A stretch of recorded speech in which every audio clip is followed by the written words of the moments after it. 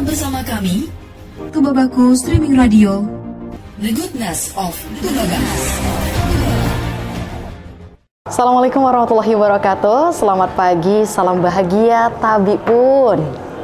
Kembali lagi bersama saya Novi Ardianti, tentunya dalam program Dialektika, Dialog Interaktif Tubabaku. Dalam hubungan dengan penegakan hukum pidana, restoratif justice merupakan alternatif penyelesaian perkara tindak pidana yang semula mekanismenya berfokus pada pemidanaan menjadi proses dialog dan mediasi yang melibatkan pelaku, korban, keluarga pelaku atau korban, dan pihak terkait lainnya. Untuk bersama-sama menciptakan kesepakatan atas penyelesaian perkara pidana yang adil dan seimbang bagi pihak korban maupun pelaku dengan mengedepankan pemulihan kembali pada keadaan semula dan mengembalikan pola hubungan baik dalam masyarakat. Tentunya relate sekali pada hari ini karena kita akan membahas mengenai restoratif justice. Dan telah hadir bersama saya Jaksa Fungsional Bidang Intelijen Kejari Tulang Bom Barat. Selamat pagi Bapak Edi Junaidi. Pagi Bu Novita. Iya. Bagaimana Pak kabar hari ini? Alhamdulillah baik. Alhamdulillah, dan tentunya jangan lupa tetap semangat dan bahagia. Semangat dan berpuasa. Dan bahagia dong Pak Bahagia. tentunya. Oke, hari ini kita akan membahas mengenai RJ atau restoratif justice ya Pak ya? Iya betul. Nah, yang ingin saya tanyakan sebelumnya ini adalah RJ ini sebenarnya apa Pak? Sebelum kita ke RJ, Mbak, kita siapa sih yang pencetusnya itu? Oke. Kami dari pihak kejaksaan, khususnya dalam penghentian penuntutan, Bapak Jaksa Agung Sanitiar Burhanuddin menciptakan peraturan kejaksaan nomor 15 tahun 2020 yang dalam pasal 1 ayat 1 RJ adalah suatu proses penghentian penuntutan yang melibatkan pelaku, korban, dan pihak-pihak terkait seperti siapa? Mungkin ada saksi mungkin ya Pak ya? Mungkin ada dan ya, keluarga. saksi, pelaku, dan tokoh agama, tokoh masyarakat untuk menciptakan suatu proses perdamaian. Dan apabila proses perdamaian tersebut disepakati, kita mengeluarkan surat ketetapan untuk proses penghentian penuntutan. Itu tadi RJ. Kemudian yang membedakan antara RJ dengan mediasi itu seperti apa Pak? Nah, yang membedakan RJ dan mediasi, RJ ini kan di pihak kejaksaan, yang artinya untuk menghentikan proses penuntutan. Dalam hal ini sudah melewati hasil penyidikan dari pihak kepolisian. Kalau mediasi kan bisa saja terjadi antara di masyarakat yang memediasi antara pihak kita juga bisa, pihak tokoh masyarakat kan bisa untuk melakukan mediasi, tidak sampai ke proses penyidikan, penuntutan dan persidangan. Oke, itu tadi membedakan antara RJ dengan mediasi tadi. Kemudian Pak, sebenarnya yang melatar belakangi adanya program atau RJ ini sendiri itu seperti apa? Yang melatar belakangi program adanya RJ ini kan pihak pimpinan kejaksaan tertinggi di Kejaksaan Agung melihat adanya perkembangan zaman yang dimana tindak pidana yang seharusnya bisa diselesaikan di tingkat masyarakat, tingkat bawah, bisa kita juga lakukan penyelesaian walaupun di tingkat penuntutan. Berarti itu tadi yang melatar belakangi adanya RJ. Dan tujuan dari adanya RJ ini apakah sangat berpengaruh dan memang sangat dibutuhkan oleh masyarakat yang mendapatkan perkara atau adanya perkara? Sejauh ini kita telah melakukan RJ mendapatkan respon positif terhadap masyarakat dan itu dapat meningkatkan kepercayaan publik terhadap kinerja kejaksaan, yang artinya itu dapat menyentuh hati masyarakat. Berarti memang beberapa perkara ini memang harus dibutuhkan RJ dan dilakukan RJ ya Pak ya? Bisa dilakukan RJ, upaya. Oke, kemudian nih Pak, dari yang tadi sudah kita sedikit bahas tentang RJ, sebenarnya apakah semua perkara harus dilakukannya RJ atau ada syarat terkhusus Pak? Untuk dilakukan RJ tidak semua tindak pidana bisa dilakukan RJ. Yang pertama syaratnya tidak melebihi dari 5 tahun. Tidak 5 tahun itu dalam apanya? Dalam arti tindak pemidanaannya. Dan yang kedua bukan pengulangan. Terus dan yang biaya dendanya itu tidak melebihi dari 2.500.000 Iya. dan lain-lain. Kalau tadi sudah Bapak singgung mengenai tindak pidana yang tidak ada pengulangan. Nah, Iya. maksudnya seperti apa, Pak? Maksudnya dalam sini pelaku tersebut bukan artinya residivis. Contohnya dia sebelumnya sudah pernah dipenjara Iya. dan sekarang melakukan tindak pidana lagi. Di situ kita tidak bisa melakukan RJ. Tapi kalau untuk perkara sebelumnya, misalkan ya yang tadi sudah Bapak sebutkan adanya dia masuk penjara. Kemudian ketika dia masuk penjara masih bisa dilakukan RJ, tapi setelah 2 kali pengulangan tidak bisa. Tidak bisa. Berarti di yang waktu pertama masuki penjara masih bisa. Ya, seharusnya bisa. Oke, berarti itu tadi tidak adanya pengulangan perkara ya, Pak Iya, ya. bukan pengulangan. Ha-ha. Kemudian Pak, kita lihat bahwa contoh tindak pidana yang kira-kira bisa dilakukan RJ atau contoh pidana yang tidak bisa dilakukan RJ. Contoh pidana yang bisa dilakukan RJ yaitu tindak pidana terhadap badan, nyawa, kelalaian. Contohnya itu istilah penganiayaan, yaitu tindak pidana terhadap badan, yang artinya kita bisa mengupayakan RJ apabila disepakati oleh korban dan pelaku.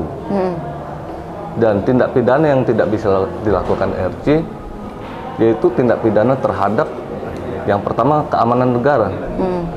Keamanan negara, menyerang harkat martabat presiden dan wakil presiden, menyerang harkat martabat presiden dan wakil presiden tetangga, dan tindak pidana terorisme itu tidak bisa dilakukan RJ.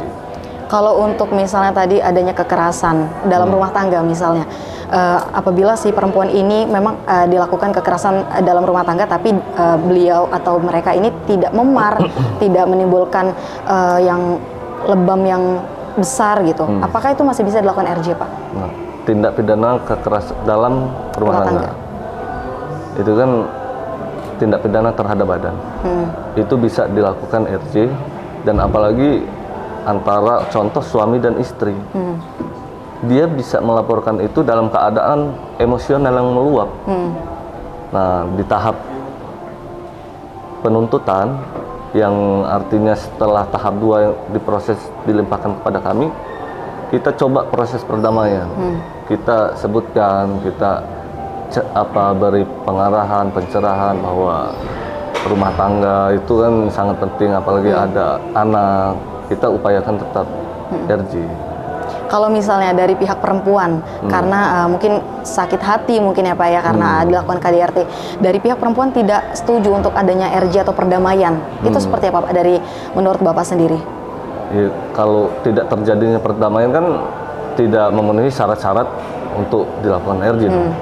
Kita kan kuncinya perdamaian antara korban dengan pelaku itu untuk memulihkan keadaan semula. Apabila si ibu contoh yang tadi dia tidak ingin memaafkan atau tidak berhasil berdamai, ya tidak bisa dilakukan RJ. Berarti dari pihak Bapak sendiri atau menurut Bapak sendiri, apakah itu tetap dibiarkan karena adanya istilahnya permusuhan antara rumah tangga seperti itu Pak? Untuk di kami, apabila tidak berhasil, kami akan melakukan pelimpahan perkara tersebut ke pengadilan untuk disidangkan. Oke. Tadi kita sudah membahas sedikit tentang contoh dan syarat-syarat RJ.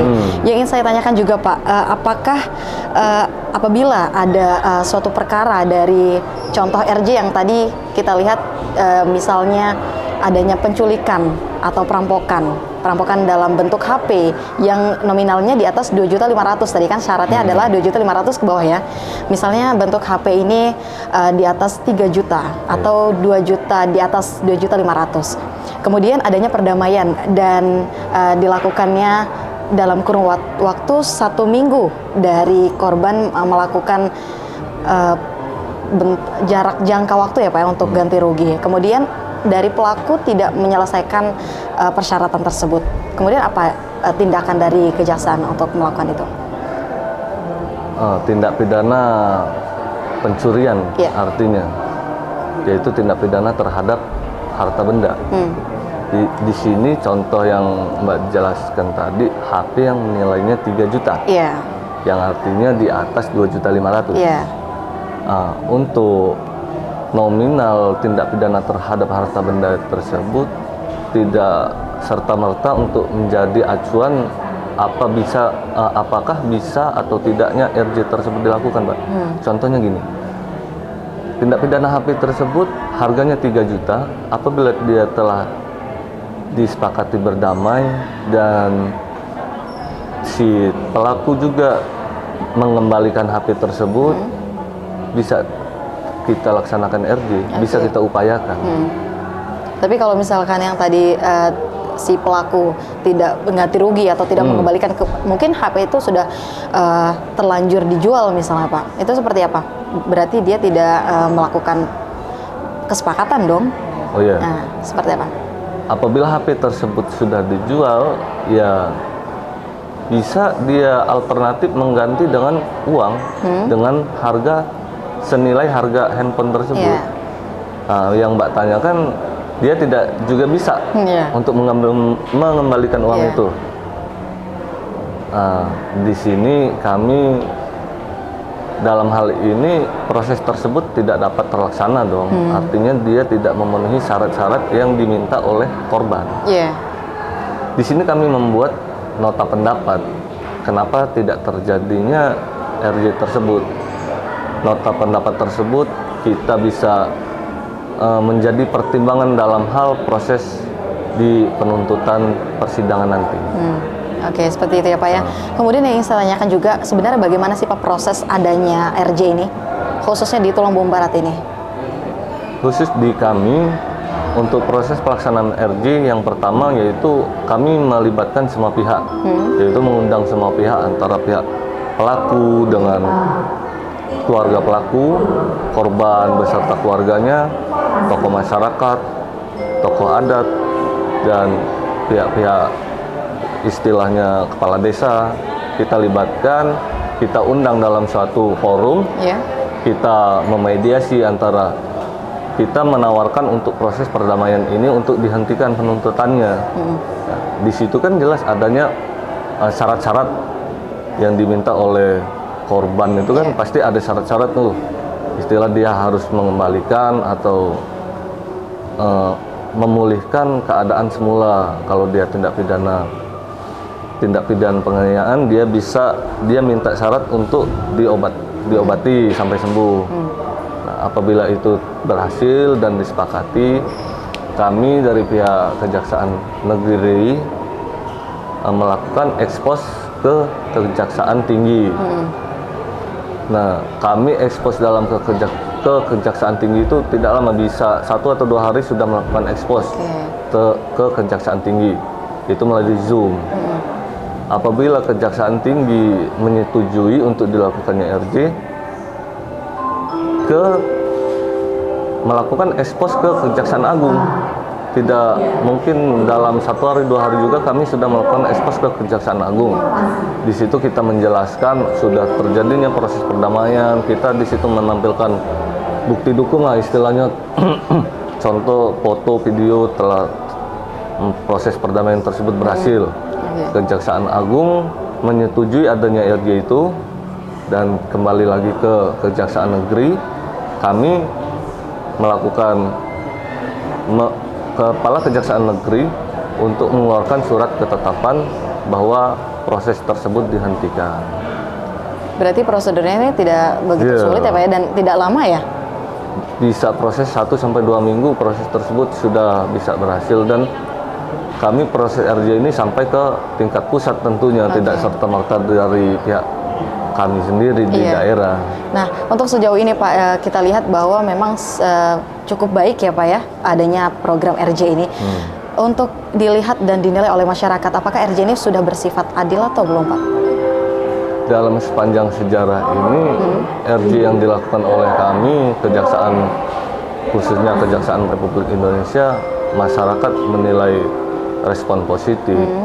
Di situ kita bisa menyentuh hati ke masyarakat langsung, terjun ke masyarakat langsung, dan banyak yang merespon positif, yang artinya di situ memang dibutuhkan oleh masyarakat tentang adanya penegakan hukum yang humanis. Kalau kita lihat di dalam lingkungan kita sendiri Tulung Agung Barat khususnya, biasanya contoh atau apa perkara apa yang biasanya dilakukan untuk RJ ini, Pak? Kami di Kejaksaan Negeri Tulung Agung Barat pernah melakukan upaya RJ, yaitu tindak pidana penganiayaan. Akan tetapi proses tersebut tidak berhasil dikarenakan pihak korban tidak menyetujui adanya perdamaian. Makanya di situ tidak berhasil di RJ kan. Dan insya Allah mungkin kedepannya kami akan terus mengupayakan langkah-langkah RJ selanjutnya. Dan untuk di lokasi Tulung Agung Barat sendiri, Pak, rumah untuk RJ sendiri itu ada di mana? Untuk di wilayah Tubaba ini kita memiliki rumah RJ di Uluan Uwi lokasinya. Tepatnya di Uluan Uwi. Di situ dibentuk rumah RJ oleh Bapak Kepala Kejaksaan Negeri, Bapak Sri Haryanto. Di situ proses pelaksanaan RJ bisa kita upayakan di rumah tersebut.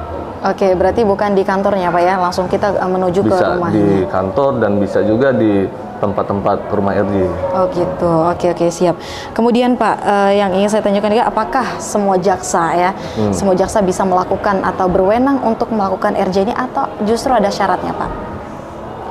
Untuk kami memiliki asas dominus litis, yang artinya jaksa itu pengendali perkara, yang dimana jaksa itu mengendalikan perkara apakah layak atau tidaknya perkara tersebut dipersidangkan. Nah, untuk pertanyaan Mbak tadi, jaksa itu bisa melakukan RJ, seluruh jaksa tanpa terkecuali bisa mengupayakan RJ. Oke, berarti bukan adanya seorang jaksa harus ada sertifikasi atau yang lain sebagainya, tidak ya Pak ya? Bukan. Oke. Jadi kita mengupayakan proses perdamaian itu kan bisa seluruh jaksa bisa. Oke, tadi kita sudah banyak membahas mengenai RJ dan contoh-contohnya.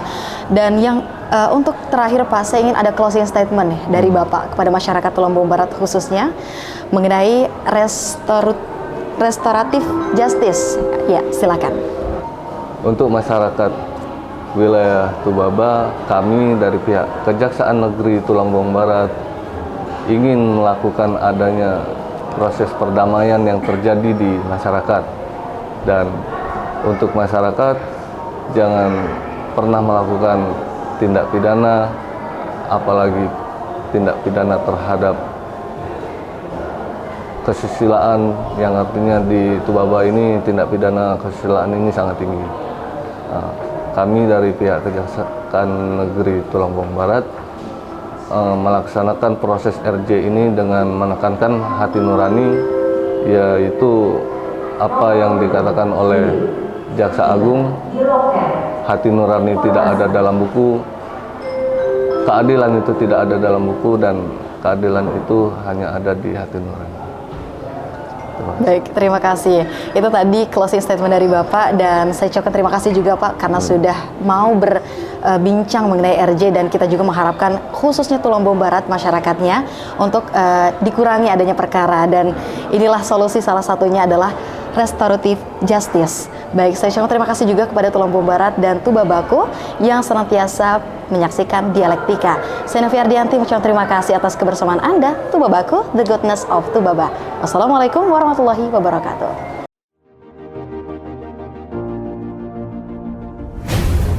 Tetap bersama kami, Tubabaku Streaming Radio.